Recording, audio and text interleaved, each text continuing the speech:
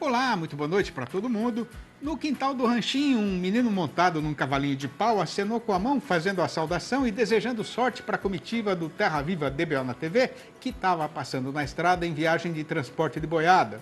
E com esta imagem servindo de inspiração, a gente começa mais uma função novidadeira, anunciando a apresentação da nossa prosa abrideira do dia. A SESEX, que é a Secretaria de Comércio Exterior do Ministério da Economia, divulgou nesta segunda-feira o seu balanço oficial a respeito das exportações brasileiras de carne bovina em setembro. E o resultado, que já estava sendo perfeitamente esperado pelo povo do mercado em geral, foi de novo excelente. De acordo com o relatório distribuído na praça, o caso acontecido foi que o volume despachado daqui para o estrangeiro somou 203.023 toneladas, o que representou um substancioso aumento de 8,6% na comparação com o período correspondente do ano passado. Já em relação a agosto último, a quantidade embarcada teve uma redução de 0,1%.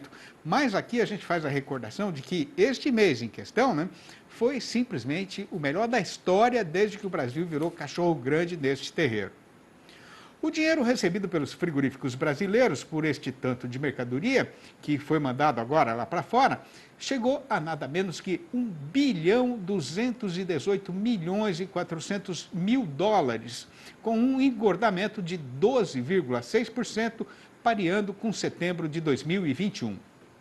E a amiga fazendeira que é ligeira nas contas já deve ter percebido que se o faturamento dos exportadores aumentou mais do que a quantidade exportada, só pode ser porque o preço subiu de novo, Pois então, a este respeito, o que tem para ser contado é que, no mês passado, a cotação da nossa carne no mercado internacional continuou avançando no rumo de morro acima, chegando a $6.001 por tonelada, o que dá 3,7% a mais, fazendo novamente a comparação anual.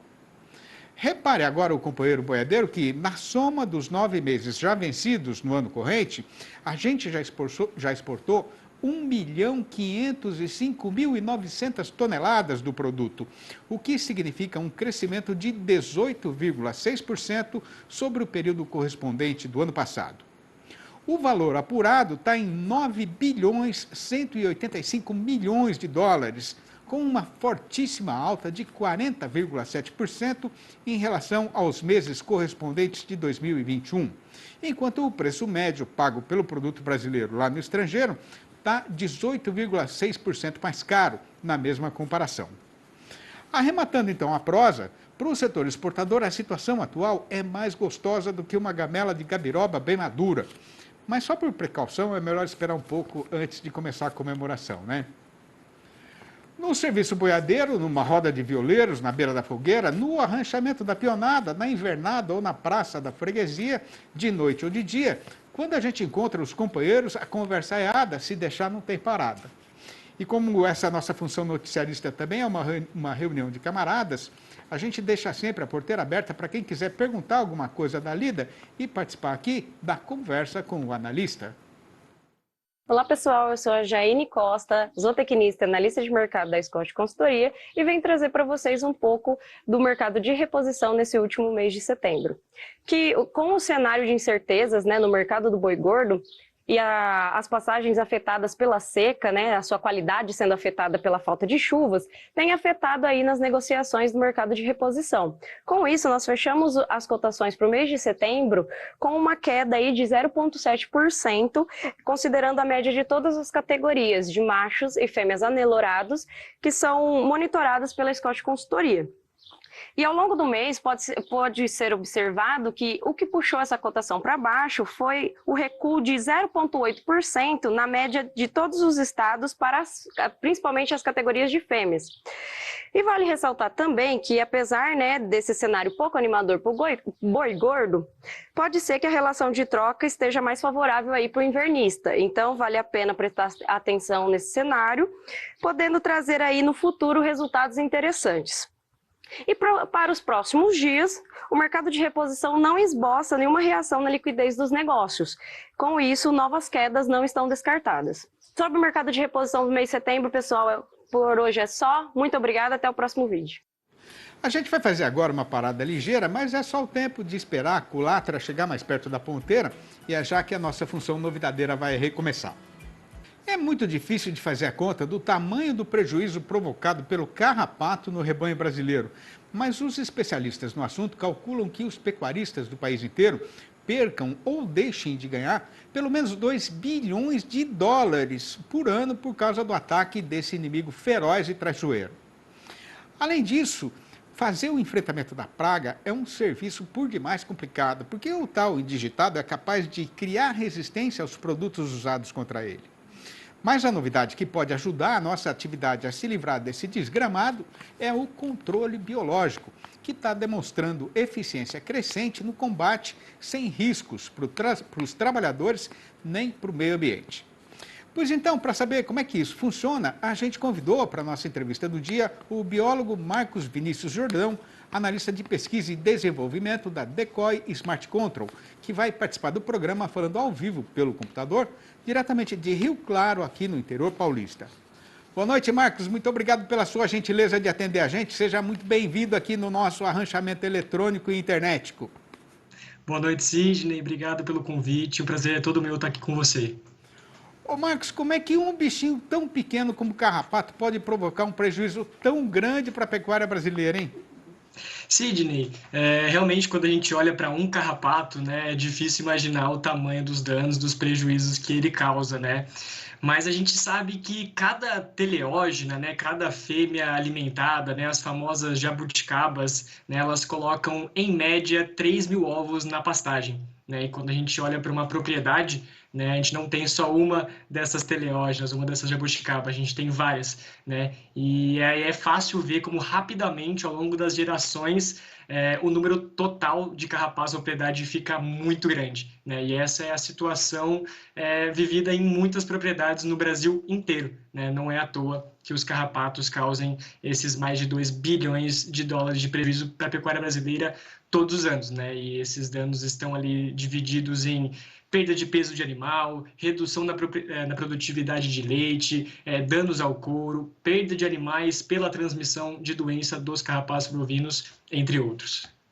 Ô Marcos, só para fazer uma recordação, né? No sistema tradicional, como é que é feito o controle do carrapato nas fazendas brasileiras?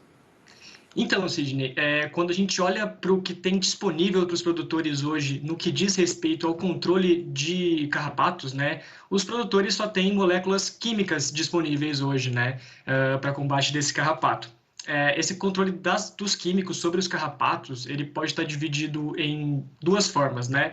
Produtos de ação sistêmica, né, que agem no sangue do animal, no sangue do bovino, né, e uma vez que esse carrapato consome o sangue do bovino, entra em contato com essa molécula e morre. E outros produtos químicos de ação por contato. Né? Então, o produtor pulveriza ou banha esse animal, essa molécula química entra em contato com o carrapato e esse carrapato morre. Né? Mas, de modo geral, são aplicações somente nos animais, né? Sem uma estratégia de controle da pastagem. Quais são as principais dificuldades do sistema convencional no combate ao carrapato?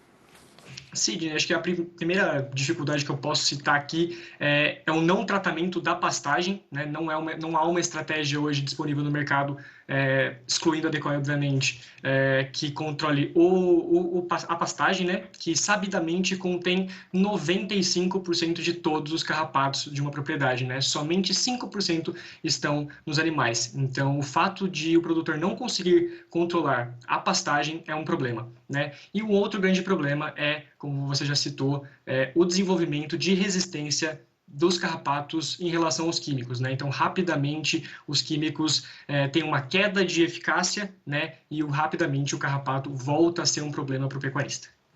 Ô Marcos, como é que funciona, então, o controle biológico do carrapato? Sidney, de modo geral, o controle biológico nada mais é do que o uso de organismos vivos, né, para redução e controle de uma população de uma praga, né, fazendo com que os danos que essa praga causa, né, fique abaixo do chamado nível de dano econômico. Né? Popularmente, a gente pode falar aqui como prejuízo para o produtor. né? Na Decoy, nós usamos, para fazer esse tipo de controle biológico, fungos que a gente chama de acaropatogênicos, né? Ou seja, são fungos que infectam os ácaros, como o carrapato, né? Uma vez que esses fungos entram em contato com o carrapato, eles agem ali, levando esse carrapato à morte. Então, o que a gente faz é aproveitar uma relação que já existe na natureza, né, em favor dessa cadeia produtiva. Nós usamos os fungos que são esses inimigos naturais dos carrapatos. Ô Marcos, como é que o pecuarista faz para contaminar o carrapato com esse fungo que é inimigo natural dele? Sidney, aqui na Decoy, na tecnologia da Decoy, a gente usa esporos desses fungos acaropatogênicos. E muitas vezes nós gostamos de comparar esses esporos como sendo as sementes dos fungos, né? Os fungos, eles agem em contato com o carrapato, né? Então, o produtor aplica a tecnologia da Decoy, né? Banha esse animal ou a pastagem, sendo a pastagem esse diferencial da Decoy. E uma vez que esses esporos entram em contato com os carrapatos, eles vão se fixar nesses carrapatos, né, vão se aderir ali e vão germinar, bem como uma semente mesmo, né, dando origem ao que a gente chama de tubo germinativo. Né? E esse tubo vai exercer uma pressão mecânica ali no carrapato, vai liberar algumas moléculas para penetrar esse carrapato. Né? E uma vez que ele penetra o carrapato, o fungo vai começar a consumir os nutrientes desse carrapato de dentro para fora. Né? Então, ao final dessa infecção, o que a gente tem é um carrapato totalmente seco. Né? Aqui vale ressaltar, então, essa ação também na pastagem. O que é que acontece com o fungo depois que ele mata o carrapato, Marcos? Legal, Sidney. Uma vez que, então, esses nutrientes desse carrapato são totalmente consumidos pelo fungo, o carrapato, obviamente, morre, e nas condições ideais, né, isso é, alta umidade, alta temperatura, esses fungos podem externalizar, isso é, tomar o lado de fora desse carrapato. Né? E aí, nesse processo, liberar novos esporos, né? Essas novas sementes, vamos colocar assim, né? Que podem também infectar outros carrapatos e reiniciar esse ciclo. Né? Vale ressaltar aqui que não há um risco de contaminação do solo pelos fungos. Né? A gente sabe que a radiação UV impede que qualquer tipo de crescimento desenfreado desse fungo também. O carrapato não pode desenvolver algum tipo de resistência ao fungo, do mesmo jeito que ele consegue fazer com os carrapaticidas usados no sistema de controle convencional, Marcos? Sim, essa é uma pergunta que vem muito para a gente, né, que é uma questão, uma dúvida muito comum. Por se tratar de uma relação que já existe na natureza, né, uma relação de presa-predador, mesmo que os carrapatos, ao longo de um processo evolutivo, possam desenvolver algum tipo de resistência, algum tipo de mecanismo aos fungos, os fungos também, no processo de evolução, também podem selecionar algumas características para superar essas barreiras do carrapato. Nós, no laboratório, também conseguimos, com algumas técnicas, estar sempre ali melhorando essa eficácia, impedindo qualquer tipo de resistência também. Rapidamente, para a gente arrematar a prosa, Marcos, o que é que o controle biológico pode representar em termos de economia de dinheiro para o fazendeiro brasileiro? Sim, eu acho que o controle biológico ele traz uma oportunidade para os fazendeiros, né? Uma coisa que os fazendeiros, uma solução que não existia antes no mercado, né? E o controle biológico permite um tratamento seguro, eficaz, sem qualquer tipo de resíduo no animal, sem descarte no leite, sem nenhum tipo de resíduo na carne. Então tá ali uma solução extremamente eficaz contra o carrapato e segura para os produtores e para os animais. Muito bom. Marcos, muito obrigado pela sua participação aqui no nosso programa. Um abração para você, até uma próxima oportunidade. Um grande abraço, Sidney, até mais. Até. No passo cadenciado dos cascos da boiada, metade da estrada já foi andada e a gente aproveita a oportunidade de estar perto desta aguada para fazer uma parada ligeira, retomando a nossa lida conversadeira em instantes, quando então será tratado aqui o assunto do mercado do boi gordo, que tem hoje a seguinte manchete anunciadeira. Apoiado nos contratos de fornecimento assinados com os grandes confinamentos, o comprador de gado continua correndo o trecho com o facão derriçador de preço na mão. Mas já tem muito pecuarista parando de vender e escorando a pressão baixista em cima da cotação. Não vai demorar nada para a gente voltar, aguarde. Conhecendo os enleios e devorteios do mercado e sabendo da necessidade de ficar sempre bem informado a respeito do rumo que está sendo tomado pelo carretão, o amigo fazendeiro faça agora o favor de pegar a caneta para marcar na caderneta a cotação atual do boi gordo e a variação da sua cotação.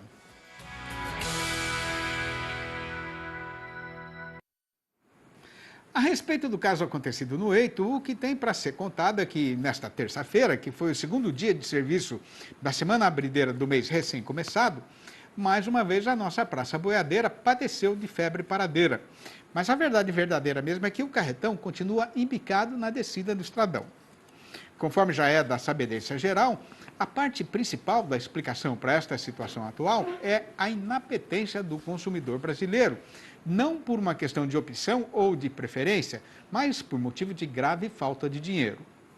Esta prolongada ausência está merecendo grande preocupação de todo mundo no mercado. Isso porque, com outubro já estreado e entrado no calendário, agora já não demora para o trabalhador brasileiro começar a receber o pagamento do salário. Aí o normal seria esperar um aumento do movimento no balcão do açougue e o comerciante varejista já deveria estar correndo o trecho atrás de mercadoria para comprar, para reforçar o estoque da câmara fria e esperar a freguesia voltar a frequentar o seu estabelecimento, né? O problema é que o mercado está praticamente parado e o dono do frigorífico, que vende só aqui no nosso próprio terreiro, estando já muito ressabiado com o lado que o vento está batendo e tendo ainda muita carne na geladeira, resolveu segurar a mula marchadeira no freio e esperar antes de recomeçar a negociada de boiada. Além disso, a indústria também não está tendo dificuldade para fechar a sua programação de serviço, porque o fornecimento de gado terminado já está garantido pelos contratos de boi a termo assinados com os grandes confinamentos. Mas com o avançamento do tempo, a oferta de animais engordados na primeira rodada da atual temporada do coxo está escasseando, como é natural e já estava sendo esperado. Considerando então que a produção do segundo giro deve começar a chegar na praça em maior quantidade só na metade derradeira do mês presente, a gente já está vendo muito pecuarista parando de vender e escorando a pressão baixista do comprador, o que não vai provocar uma revolução, mas está tendo serventia sim para fazer o carretão andar numa toada pelo menos mais amansada, né? Por outro lado, como já foi falado aqui no começo desta função, o setor exportador continua nadando de braçada, com mais um excelente resultado registrado no setembro recentemente terminado. Assim mesmo, a situação está merecendo atenção da parte do companheiro boiadeiro que lida nessa seara, por causa das trapeiras econômicas, sanitárias e financeiras enfrentadas pela China, que é disparado nosso principal freguês no mercado internacional, comprando nada menos que 2/3 de toda a carne bovina que os frigoríficos brasileiros vendem no estrangeiro. No balanço do dia da Scott Consultoria, foram registradas mudanças nas cotações em 7 das 32 regiões pesquisadas em todo o Brasil, sendo que a arroba caiu em 6 dessas praças e só em uma ela andou na direção contrária.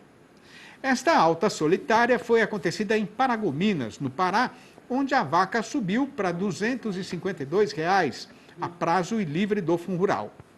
Já no sul da Bahia, a derriçada foi geral, com o macho caindo para R$ 269 e a fêmea para R$ 259. Em Campo Grande, a capital de Mato Grosso do Sul, o boi caiu para R$ 266 e a vaca para R$ 248. No Triângulo Mineiro, o machado acertou só o preço do macho, que foi cortado para R$ 261. No sul do Tocantins, o fazendeiro que está precisando de dinheiro está sendo obrigado a entregar boi a R$ 264. No Acre, o macho já não vale mais do que R$ 253. E no noroeste do Paraná, a fêmea piorou para R$ 258. Eu fiz esse ranchinho amarrado de cipó e barreado no alto da Serra do Espinho, porque eu estou cansado da lida e agora quero ficar aqui sozinho para gastar o que me resta da vida num lugar de onde eu possa enxergar longe, por riba dos montes e além dos horizontes. As mágoas que eu trouxe eu vou lavar devagar nas águas dessas minas que descem para as campinas do vale. E o meu coração, hoje desgostoso, há de achar consolação na compreensão do tanto que eu sou pequeno e o sertão é majestoso. Esta prosinha que acabou de ser recitada é mais uma das mais de 800 que eu já escrevi na intenção de fazer o registro e a louvação das jornadas de glória e das histórias do nosso povo no chão do sertão brasileiro, que depois foram publicadas nos 4 livros da minha série Versinhos de Caipira. Se o companheiro e a companheira boiadeiros ou não ainda não leram e quiserem saber como proceder para comprar um exemplar ou logo a coleção inteira para ter em casa ou para fazer um presente diferente para algum amigo, parente ou cliente, podem ligar diretamente para mim, no meu telefone particular, que é o 11 98224 1807. Eu vou repetir, 11 98224 1807, ou mandar um e-mail para sidneymascio@uol.com.br, ou ainda achar meu nome lá no Facebook. Tendo cumprido o que tinha sido prometido, com a boiada entregue na estação no tempo certo para fazer a embarcação, a comitiva faz agora a retirada e pega de novo a estrada para continuar a sua jornada. E se o tempo ajudar, amanhã a gente vai voltar para fazer aqui uma nova função que vai passar na televisão às 6h30 da manhã e às 7h25 da noite. Um abraço para todo mundo e até lá então.